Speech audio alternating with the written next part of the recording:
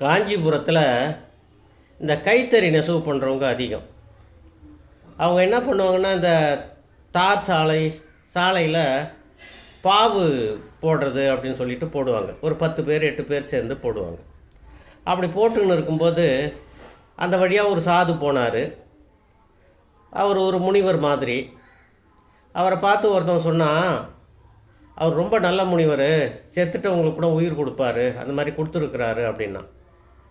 உடனே அதில் 2 பேர் கிறுக்கு புத்தியும் குறுக்கு புத்தியும் உள்ளவன் என்ன பண்ணால், சரின்னு அந்த பாவுலேருந்து ஒரு 8 அடி நீட்டு குச்சியை எடுத்து 2 குச்சியை வச்சு குறுக்கால 4 குச்சியை கொடுத்து ஒருத்தனை கூப்பிட்டு, டே களி அதில் படுறான்னாங்க. சரின்னு அவனும் படுத்தான். அவனை அப்படியே தூக்கி போயிட்டு அந்த சாதுக்கிட்ட, சாமி இவனுக்கு உயிர் போயிடுது, எப்படியாவது பார்த்து அவனுக்கு உயிர் பிச்சை கொடுங்கன்னாங்க. அந்த சாதுக்கு தெரிஞ்சு போச்சு. அவர் பார்த்தாரு, நாடியை பிடிச்சி பார்த்தாரு. இது போனது தான்பா அப்படின்னு சொல்லிட்டு நடந்துக்கினே இருந்துட்டார். உடனே அந்த கிறுக்கு பிடிச்சவன் சொன்னானுங்க, பாத்தியாடா உயிர் கொடுப்பாரு என்னையா, எங்கள் உயிரை கொடுத்தாரு பாத்தியா அப்படின்னாங்க. சரி களியா எழுந்துடுறான்னாங்க. எங்கே அவன் எழுந்தான், போனது தான். அந்த மாதிரி இந்த கிறுக்கு புத்தி குறுக்கு புத்தியில் நாம் எதையாவது செஞ்சோம்னா நமக்கு கெட்ட பலன் தான் கிடைக்குங்க.